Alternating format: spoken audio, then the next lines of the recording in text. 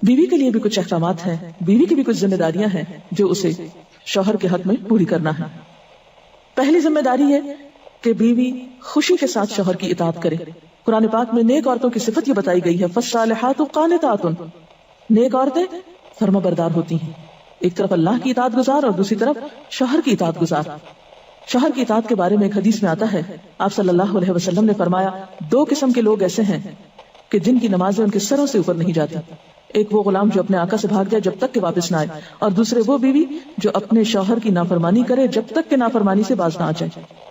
यहां तक हुक्म है कि बीवी शौहर के मामले में किसी दूसरे की बात न माने। यानी शादी के बाद एक औरत जब शौहर के घर चली जाती है तो फिर शौहर का हक सबसे बड़ा हो जाता है। बाज़ हमारे माशरे में एक तरफ शौहर कुछ कहता है, दूसरी तरफ वालिदैन कुछ कहते हैं, तीसरी तरफ किसी और का मशवरा कुछ होता है, औरत बेचारी बीच में पिस जाती है। ऐसे मौके पर औरत के लिए क्या लाजिम है, उसकी प्रायोरिटी क्या होगी कि वो अपने शौहर की बात माने। औरत की दूसरी बड़ी जिम्मेदारी अपनी आबरू और इज्जत और इस्मत की हिफाजत है। औरत कोई ऐसा काम न करे जिससे उसकी इफ्फत और इस्मत पर कुछ हर पाए। अज़दवाजी जिंदगी की खुशी का राज बाहम एक दूसरे पर एतमाद है। अगर कोई भी ऐसा काम औरत करती है जिससे शौहर के दिल में शक हो जाता है, एतमाद खत्म हो जाता है, तो उससे अज़दवाजी जिंदगी की खुशियां खत्म हो जाती हैं। ये एतमाद बेहद जरूरी है और इसके लिए अपनी इज्जत इस्मत की खुसूसी हिफाजत। नबी सल्लल्लाहु अलैहि वसल्लम ने फरमाया, औरत जब 5 वक्त की नमाज पढ़े, अपनी आबरू की हिफाजत करे, अपने शौहर की फर्मा बरदार रहे, तो वो जन्नत के जिस दरवाजे से चाहे दाखिल हो जाए। इसीलिए शौहर की इजाजत और मर्जी के बगैर घर से भी नहीं निकलना चाहिए। हजरत माज बिन जबल कहते हैं कि नबी सल्लल्लाहु अलैहि वसल्लम ने फरमाया, खुदा पर ईमान रखने वाली औरत के लिए जायज नहीं कि वो अपने शौहर के घर में किसी ऐसे को आने दे जिसका आना शौहर को पसंद ना हो, और वैसी सूरत में घर से निकले जब उसका निकलना शौहर को पसंद ना हो। इताअत के अलावा शौहर को खुश रखना ये भी बेहद जरूरी है। नबी सल्लल्लाहु अलैहि वसल्लम ने फरमाया, जिस औरत ने इस हाल में इंतकाल किया कि उसका शौहर उससे खुश था तो वो जन्नत में दाखिल होगी। और उमूमन किसी की खुशी के लिए इंसान अपने जज्बात की कुर्बानी देता है, बाज़ औक़ात अपनी सोच की कुर्बानी देता है, बाज़ औक़ात अपनी किसी और राहत और आराम की कुर्बानी देता है। तो एक औरत जब अपने शौहर को खुश करती है तो जवाबन उसके लिए खुशी पलटती है।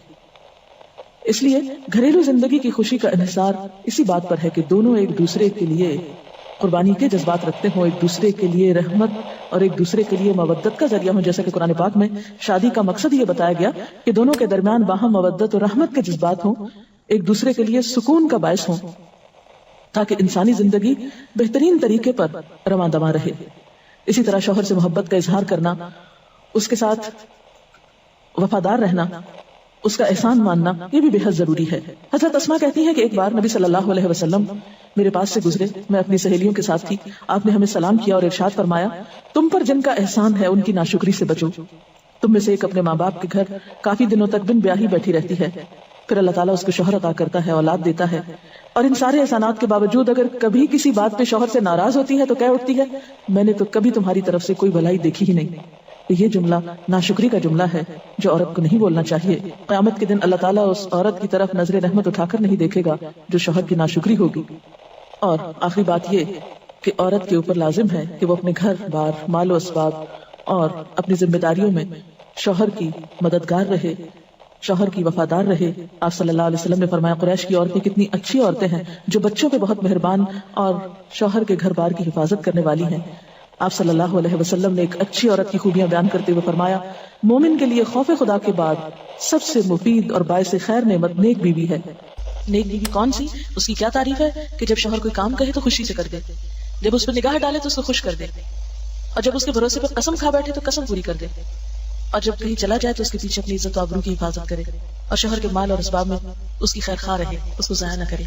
एक अच्छी बीवी की खूबियां आप सल्लल्लाहु अलैहि वसल्लम ने बताई। और फिर आखिरी चीज सफाई सुथराई, सलीका, शौहर के लिए ज़ेब ज़ीनत का एहतमाम, ये चीजें भी ज़वाजी जिंदगी में खूबसूरती पैदा करती हैं, और इसका भी एहतमाम जो है फिर एक इबादत हो जाता है। लेकिन हमारा हाल ये है कि जब हमें कहीं बाहर जाना होता है तो हम बहुत एहतमाम करेंगे, लेकिन शौहर के लिए बतौर खास नियत करके एहतमाम नहीं करें। हम ये कहते हैं उसको तो नजर ही नहीं आता, उसने कभी तारीफ नहीं की, उसको पता ही नहीं मैंने क्या पहना और क्या नहीं पहना, तो किस लिए पहने। एक शैतान हमें जवाब फराहम कर देता है। हालांकि हर कोई डिस्क्रिप्टिव नहीं होता, जिस तरह बाज़ हम खवातीन बहुत डिस्क्रिप्टिव होती है, उसने ये पहना, उसका ये एंगल था, ये ऐसा था वैसा था। शौहरों मर्दों की इस तरह की नजर नहीं होती।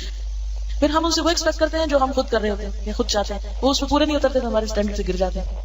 तो इससे यह है कि उनकी और भलाइयां याद रख के अगर इस तरह की कोई कमी कोताही हो जाए तो उसे इग्नोर कर देना चाहिए, और उनके लिए भी बतौर खास एहतमाम करना चाहिए। अतिथि के मसलन इस जगह पर हम बैठे हुए, اس جگہ کو خوشگوار بہت سی چیزوں نے ملا کے بنایا. سب لوگوں کا اکٹھا ہونا ہی خوشی کا باعث ہے, یہ پھول رکھے ہوئے, یہ روشنی ہے. اب ہم ایک ایک چیز گن تو نہیں سکتے, لیکن اوور آل ہر چیز کا اپنا ایک افیکٹ ہے اور ہر چیز کا اپنا ایک اثر ہے. تو اسی طرح شوہر اور بیوی کے تعلقات میں بہت ساری چیزیں ایسی ہوتی ہیں جو ہم کو نظر نہیں آ رہی ہوتی, جو سامنے اس کا اثر نہیں ہوتا, مگر وہ بیک گراؤنڈ پہ ہوتی ہیں. اگر ہم ان کو کبھی بھی نہیں سامنے لاتے اور کبھی بھی ان کا ذکر نہیں کرتے, تو ہمیں ان معاملات میں تھوڑی کوشش کر کے کچھ احسانات کا کبھی زبان سے اگر بول دیں گے تو اس سے کچھ کمی نہیں ہوتی, لیکن دوسرے کا دل جیتا جاتا ہے. اور دوسرے کا دل خوش کرنا تو بہت بڑی عبادت ہے, اور اس کا آغاز اگر گھر سے ہو تو اور اچھا ہے, کیونکہ گھر والوں کو خوشیاں دینے سے خود خوشیاں اپنے آپ پہ پلٹتی, دے کر زیادہ ملتی ہیں, لیتے وہی ہیں جو دینا جانتے ہیں.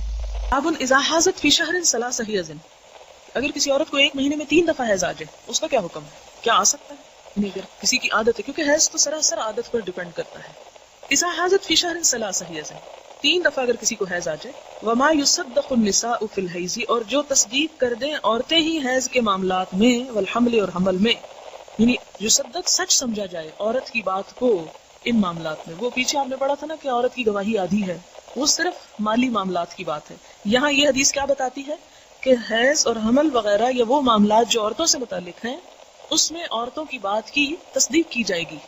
وہاں مرد گواہی نہیں دیں گے, اور بالکل بھی نہیں دیں گے. وفیما یمکن من الحیض, اور جو کچھ ممکن ہو حیض میں سے, لقول اللہ تعالی, اللہ تعالیٰ کا یہ فرمان ہے قرآن پاک میں عورت کی گواہی کے بارے میں, ولا یحل لہن, نہیں حلال ان عورتوں کے لیے, ان یکتمن, کہ چھپا کے رکھیں, ما خلق اللہ, جو اللہ نے پیدا کر دیا, فی ارحامہن, ان کے رحم میں. یعنی کوئی عورت اگر اپنے بارے میں یہ بتاتی ہے کہ وہ پریگننٹ ہے تو اس کی بات کو مان لیا جائے گا, یا اگر کہتی ہے میں نہیں ہوں تو بھی مان لیا جائے گا, خواہ وہ ہے تو وہ اللہ کے ہاں مجرم ہے پھر. لیکن عدالت میں گواہی اس عورت ہی کی کافی ہو جائے گی, خواہ وہ سچی دیتی ہے یا جھوٹی, کیونکہ گواہی دینے میں یہ شرط نہیں ہے کہ وہ سچی دے رہا ہے یا جھوٹی دے رہا ہے, یہاں یہ شرط ہے کہ کس کی ہے وہ. وَيُذْكَرُ, اور ذکر کیا گیا, ان علی, حضرت علی سے, وشریح, اور شریح جو ایک قاضی تھے, ان جاءت ببینۃ, اگر وہ لے آئے کوئی علامت یا کوئی گواہی, من بطانۃ اہلہا, اپنے گھر والوں کے خاص لوگوں میں سے. بطانہ بطن سے, بطن چھپی ہوئی چیز کو کہتے ہیں, باطن اسی سے ہے کہ اپنے قریبی لوگوں میں سے کسی کی اگر وہ گواہی پیش کر دے تو اس کی بات مان لی جائے گی عورت کی. یعنی مثلا ماں ہے, بیٹی ہے, بہن ہے. ممن یرضی دینہ, جس کے دین پر راضی ہوا جائے, یعنی قابل اعتبار ہو وہ شخص, کیونکہ گواہی میں یہ شرط ہے کہ بظاہر وہ شخص سچا ہو. انہا حاضت فی شہر ثلاثا, کہ اس عورت کو 3 دفعہ مہینے میں حیض آ چکا ہے. مثلا اگر کسی کی صرف 3 دن حیض کی عادت ہے یا 1 دن ہے, بعض اوقات کسی کی عادت 1 دن یا دن کا بھی کچھ حصہ ہو سکتی ہے, لیکن حالت کیا ہے کہ 1 دن آتا ہے, 10 دن بعد پھر 1 دن آ جاتا ہے, پھر 10 دن بعد 1 دن, تو مہینے میں یہ 3 دن بن جاتا ہے, اور 3 دفعہ بن جاتا ہے. تو یہ 3 الگ الگ دفعہ ہوں گی, خواہ وہ ایک دن ہی کیوں نہیں آیا. تو ایسی صورت میں کیا ہوگا؟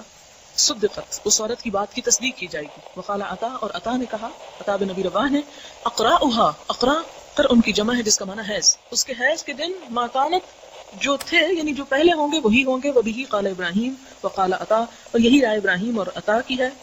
کیا ہے رائے؟ الحیض یوم الی 15, کہ حیض کی مدت کتنی ہے؟ 1 دن بھی ہے اور 1 دن سے 15 دن تک بھی ہے. جو مشہور قول ہے امام ابو حنیفہ کا اور جس کو ہم فالو کرتے ہیں, وہ 10 دن کی مدت لیتے ہیں. لیکن اس معاملے میں دوسری رائے کیا ہے کہ 15 دن بھی اگر کسی کو پیریڈز آتے ہیں اور اس کی عادت ہمیشہ ہی 15 دن کی ہے تو 15 دن بھی کاؤنٹ کیے جائیں گے. اصل میں اس معاملے میں جتنے بھی فتوے ہم دیکھتے ہیں, بہت کچھ اس میں بحثیں کی گئی, کیونکہ آپ صلی اللہ علیہ وسلم سے حیض کی مدت کے بارے میں کہ کتنے دن تک حیض ہوتا ہے کوئی حدیث واضح نہیں ہے. لہٰذا علماء امت نے, فقہائے امت نے مختلف دن مقرر کیے ہیں, اور یہ کہا گیا کہ کم سے کم تو 1 دن, اور زیادہ سے زیادہ کسی نے کہا 10, کسی نے کہا 12, کسی نے کہا 15. ان کا طریقہ یہ تھا کہ مختلف علاقوں میں سروے کرایا جاتا تھا, عام طور پر عورتوں کی عادت کیا ہے. ایک علاقے میں ایک خاص موسم کے تحت رہنے والی خواتین, ان کے ہاں مثلا 100 لوگوں سے پوچھا گیا تو میکسیمم جو دن پتہ چلے وہ 10 تھے. اس عادت کو یا رائے عامہ کو مد نظر رکھتے ہوئے ایک فقیہ نے کیا کہہ دیا, 10 دن. دوسرے علاقے یا دوسرے موسم کے تحت عورتوں کو اس سے بھی زیادہ دن کے پیریڈز آئے. وہاں مثلا 100 لوگوں سے 200 عورتوں سے پتہ کرایا گیا تو وہاں 2-4 ایسی بھی نکلی جن کو 15 دن تک پیریڈز آئے. تو وہاں کے امام نے فتویٰ کیا دے دیا کہ زیادہ سے زیادہ 15 دن بھی ہو سکتے ہیں. ہم اب یہ نہیں کہیں گے کہ یہ غلط ہے اور وہ صحیح ہے, انہوں نے اپنے تجربے اور مشاہدے پر فتویٰ دیا, انہوں نے اپنے تجربے اور مشاہدے پر. اب ہم کیا کریں, وہ تو آپس میں کوئی کچھ کہہ رہا ہے کوئی کچھ, تو ہم کچھ بھی نہ کریں. نہیں, ہمیں یہ دیکھنا ہوگا کہ ہماری عادت کیا ہے. اور اس کے لیے میں ہر ماں سے یہ کہوں گی کہ جب اس کی بچی کو پیریڈز شروع ہوں, اور یہ باتیں شرمانے کی نہیں, یہ دین کے حقائق ہیں, اور ماؤں کو اتنا اپنی بچیوں کے ساتھ گفتگو کرنے کا حق ہے. اور اگر ماں خود نہیں گائیڈ کرے گی تو بچیاں بھٹکیں گی, ادھر ادھر سے پوچھیں گی اور غلط چیزیں ان کے سامنے آئیں گی. اس لیے ماں بہترین دوست ہو سکتی ہے ایسے معاملات میں گائیڈ کرنے کے لیے. یعنی ماں اب یہ تو نہیں شرماتی کہ ڈش پہ اس کے ساتھ فحش سین دیکھے. ماں کو اب اس چیز میں تو شرم نہیں رہی، لیکن جہاں دین کا معاملہ ہے، حلال حرام کا معاملہ ہے، وہاں شرم آ رہی ہے. تو اس شرم کی سمجھ نہیں آتی.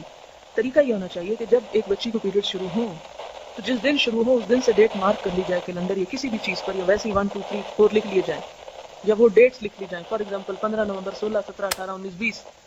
اگلے مہینے جب پیریڈز آئیں تو پھر کیلنڈر چیک کیا جائے کہ اب کس دن سٹارٹ ہوئے، 15 ہی کو ہوئے، کتنے دن رہے.